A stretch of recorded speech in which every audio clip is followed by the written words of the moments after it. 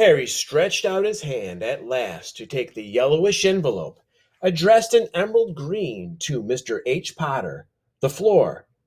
Hut on the rock, the sea.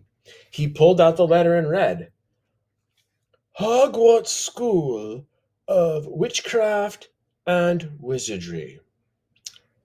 Headmaster Albus Dumbledore, Order of Merlin, First Class, Grand Sorcerer, Chief Warlock, Supreme Mugwump, International Confederation of Wizards. Dear Mr. Potter, we are pleased to inform you that you have a place at Hogwarts School of Witchcraft and Wizardry. Please find enclosed a list of all necessary books and equipment. Term begins on 1st September. We await your owl by no later than 31st July. Yours sincerely, Minerva McGonagall, Deputy Headmistress. Questions exploded inside Harry's head like fireworks, and he couldn't decide which to ask first. After a few minutes, he stammered, What does it mean, they await my owl? Galloping Gorgons, that reminds me, said Hagrid, clapping a hand to his forehead, with enough force to knock over a cart horse. And from yet another pocket, inside his overcoat, he pulled an owl. A real, live, rather ruffled-looking owl, a long quill, and a roll of parchment. With his tongue between his teeth, he scribbled a note which Harry could read upside down. Dear Mr. Dumbledore, given Harry his letter, taking him to buy his things tomorrow. Weather's horrible. Hope you're well. Hagrid. Hagrid rolled up the note, gave it to the owl, which clamped it in its beak, went to the door, and threw the owl out into the storm. Then he came back and sat down as though this was as normal as talking on the telephone. Harry realized his mouth was open and closed it quickly. Where was I? Said Hagrid. But at that moment, Uncle Vernon, still ashen-faced, but looking very angry, moved into the firelight. He's not going, he said. Hagrid grunted. I like to see a great muggle like you stop him, he said. A what?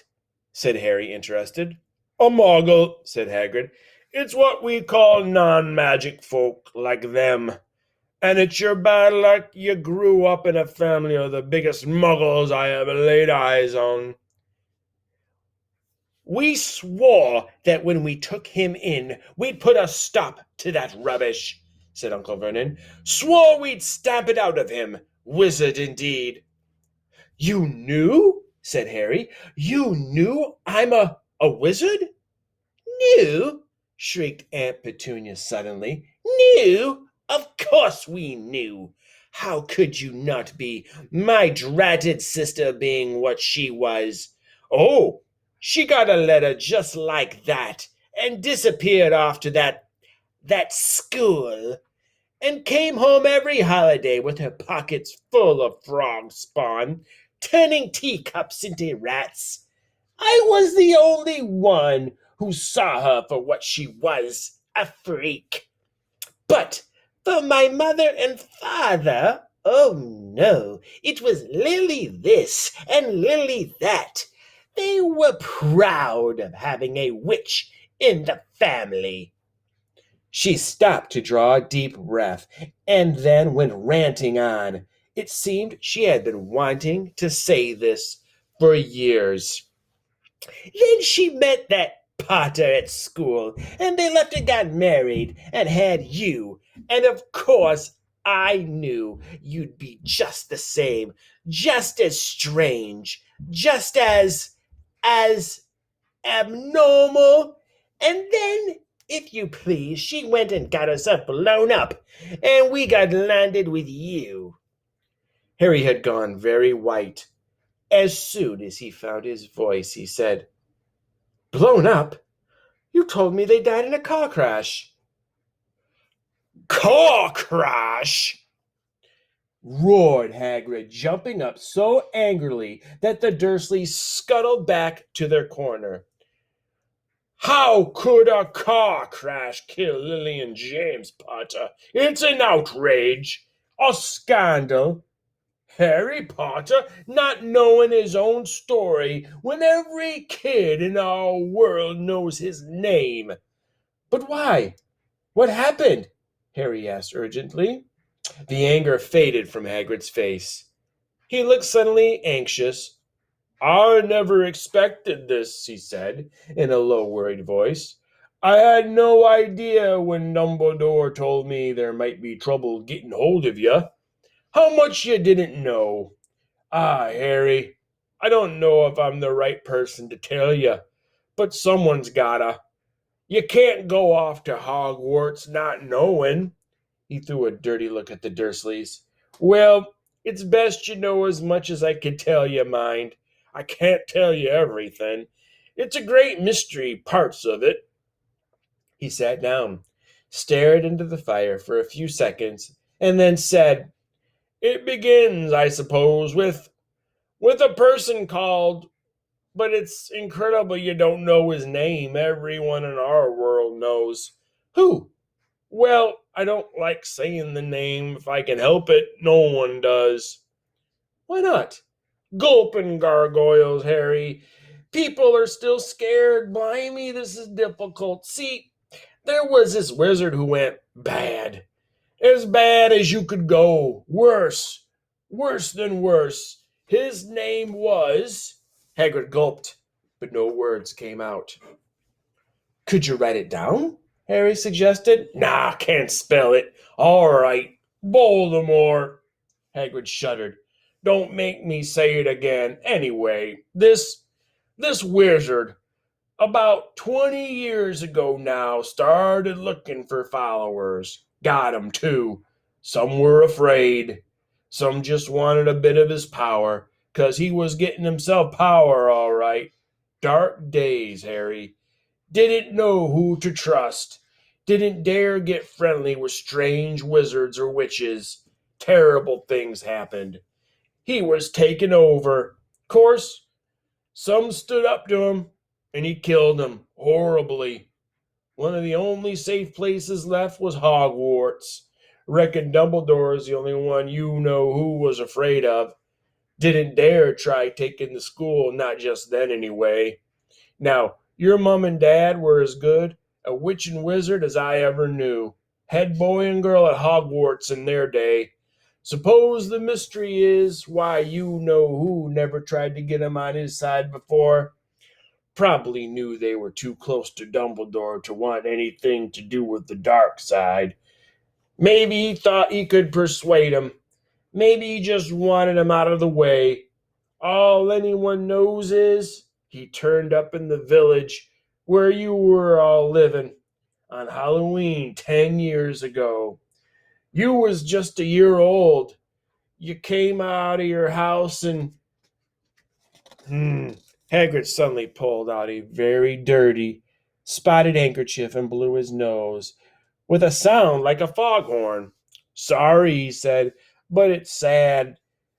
Knew your mom and dad, and they're the nicest people you could find. Anyway, you know who killed him.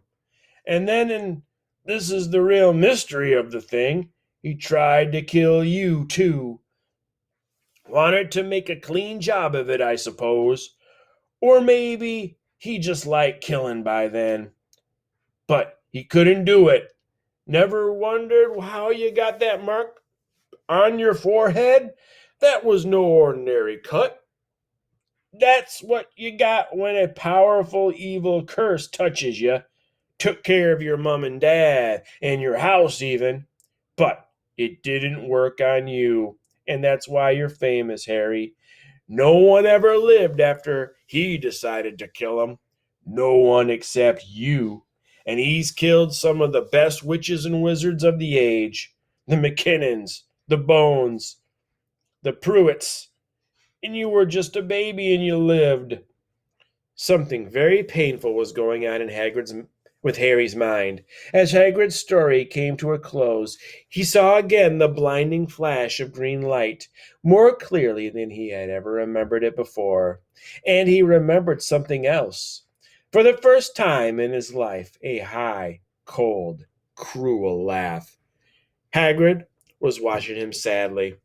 Took you from the ruined house myself on Dumbledore's orders.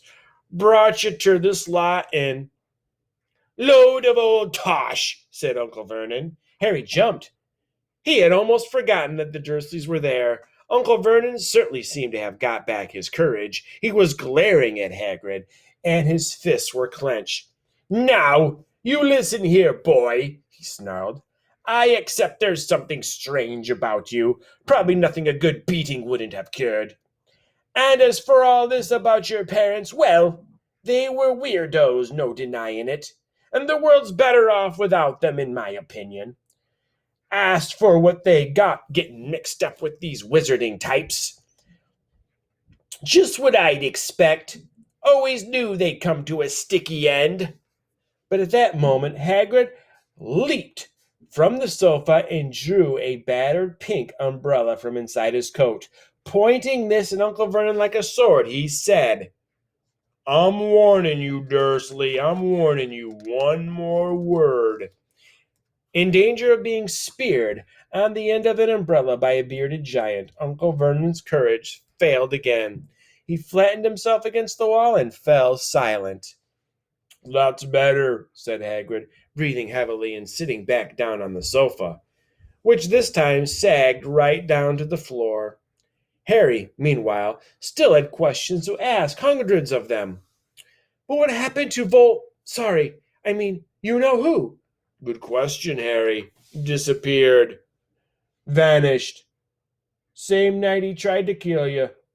Makes you even more famous. That's the biggest mystery, see? He was getting more and more powerful. Why'd he go?